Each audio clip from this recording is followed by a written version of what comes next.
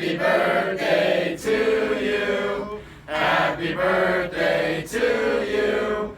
Happy birthday from Arnie's. Happy birthday to you.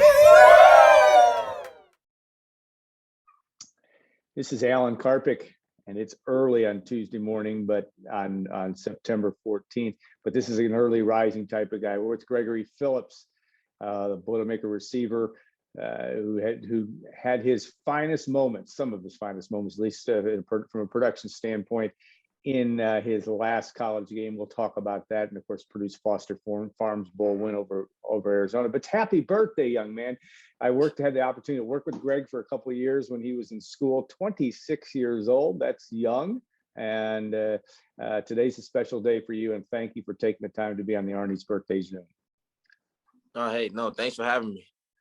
You know, Gregory, when you look at what you're doing in your daily life, you've always been such a positive guy. We worked with you for a couple of years and came in with a great attitude all the time. Your college career went in different stages, and it kind of all prepped you for that last moment, that huge game, double-digit reception game against Arizona. But talk about that, and just in terms of what you learned from the ups and downs of your college career, and how that's helped you do a little bit about what you're doing now. And then maybe also as a follow-up, give us the elevator speech of what you're doing on a daily basis. Okay. I know throughout college, it's always ups and downs. You know, you never know what to expect, especially coming from high school. It's like now you're going into adulthood and trying to, understand what it's like to be a man and what it's like to be by yourself, what it's like to not have your mom wake you up in the morning or cook you breakfast. So it was definitely different. And, the more acclimated I got to class, to going to practice, to film, to weight room and doing something else, it was all adding up to be, okay, this is what it takes to be a college student athlete. And so you take one day at a time. For me, it was more so just finding the rhythm on and off the field to where it was a balance. So I'm not overwhelmed, and not only just overwhelmed, but just putting my best foot forward in everything that I do on and off the field. So finding that balance was key for me. And when it was downs, that adversity is what, brings the best out of you, so you can get even better than what you were. Because if there's no adversity, then the story is boring. Yeah. And of course, with my story, I had adversity with, a few drops a game. And it was like, okay, Greg, what are you doing? You're supposed to be the guy, you're the captain. So, and then with the last game happening, it was definitely a special moment for me. It was like, oh, wow, the ball is coming again. It's coming again. So it was definitely ups and downs, but I wouldn't trade it for the world. Yeah, when you had your chance now, and now in your day's work now, you've got tell us a little bit about that, where you're living, but also, just kind of how you've used that to, in today's work, because you're a positive guy, a good role model, and always have been that, and that's seems like you've been able to use that from your Purdue experience as well. So after I just walk everybody down my timeline. Yeah. So after the NFL didn't work out for me, I went to Iowa. I worked in West Lafayette for like 5 months after college. Then I moved to Iowa to learn how to sell windows for Pella Windows. It was like a well-known brand who they're a window and door manufacturer. And so I lived in Iowa for 9 months, which I don't recommend, but it was a learning experience. And after 9 months of a training program, they will move you down to any location in the world where they have a location. So I told them I want to go back to Georgia, but they actually moved me back. They moved me to Jacksonville, Florida, which is where I am now, which I love. Great. So still not too far away from home, on like 4 or 5 hour drive. And now I actually just resigned from Pella couple of weeks ago because I have a better opportunity. So now I am a general contractor for Smarter Remodeling, where I remodel bathrooms, kitchens, room additions, roofs, basically anything where somebody want to change a window to a door, they want to modify openings. I do those things now. Commercial projects, I do those things now. I also still play football and arena football. Yeah. To, just stay in shape, have fun. I love the game too much. Didn't want to give it up just yet. So play for the Sharks down here, what you see on my shirt. Yeah. And then the other two things I do, I still personal train my athletes because they like training with me. And I also do my personal training is what it's called God's Property Lifestyle and Fitness. And I'm a coach at a high school, so do a lot. You are got a busy day every day. That's the Greg Phillips I knew when you were in school.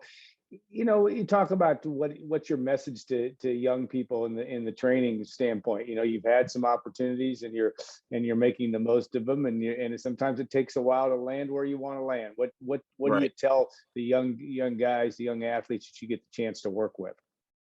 I tell them to always stand on your principles and your standards, because that's the one thing that can't change. When you know what you stand for, when you know what you're working for, everything else will fall in place. But if you don't know what you're working for, stand for, then you can basically be dyed any color and go for what somebody can tell you what you're worth, when that shouldn't be the case. So always stand on your principles and always stand on your platform and your standards, so you know exactly what you have going for yourself. Yeah, well said. Arena League, what's that like to play in that league? I mean, it's pretty. You're going to get popped around a little bit, and you've got to do all kinds of different things. Tell us about that experience and what that's been like for you playing in Jacksonville. It's actually pretty fun.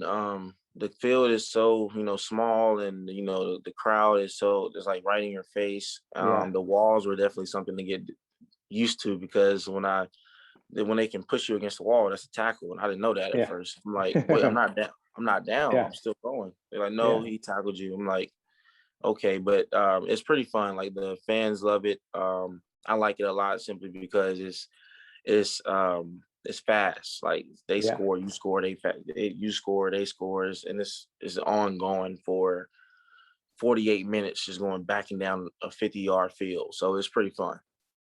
You had the opportunity, obviously, to play the first year under Coach Jeff Brohm, and he's got a pretty innovative offense. You saw it firsthand. Purdue's going to need that offense this week against Notre Dame. Have you been able to keep up on your former teammates in school and see where they are now and have that opportunity to play at Notre Dame this weekend? Oh yeah, I see that we're 2-0. And I see the plays they're calling. I'm like, hey, these are some of the plays we called back in the day as well, just different formations. Just as Jeff Brohm is always creative as ever, and diagnose defense to get the open receiver the ball. So it's pretty impressive to see, and I can't wait for them to play Notre Dame. That's a good rivalry game. What did you obviously were involved with two different coaching staffs, and Coach Darrell Hazel recruited you and his staff recruited you. Then Jeff Brohm comes in. What was the thing you learned most from that experience of having to deal with two different staffs and two different philosophies of how you play this game? Main thing is I wish I had one more year. Yeah, I do too. Yes, just to be under his belt, so we could have both built more rapport. Because with that last game happening, felt it was like, dang, we should got you the ball more, or we wish I would have started off the season like this too. So it was more so of wanting one more year with him and his offense and his style of play and his expectations, because the first year is always like the trial year. It's always let's see if this works. Let's put this person in this position. We don't know exactly what we have yet, but we're going to use what we have right now to make the best of it. So I wish we could have. I had one more year to work on him. Yeah. Last question for you, because I know you have a busy day. Any birthday specials? Do you gonna have time for a special meal or something that comes from your family that will be a part of the September the 14th, 2021? It doesn't even feel like my birthday. The tradition is, hey, keep working hard and probably give me a red velvet cake or something. Some wings. There you go.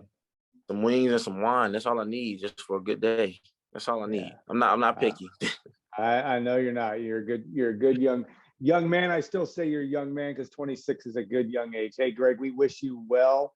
We always do, and we appreciate all that you did for Gold and Black in your time with us, and we're going to watch your star rise here in the next few years. And have a great rest of your day. Yes, sir. Hey, thanks for calling me. I appreciate Boiler Nation and Boiler Up. All right, sounds good. Thanks again to Arnie's for sponsoring, and we'll put this on the site here before long, and have a great day. Thanks, Greg. All right, you have a great day as well.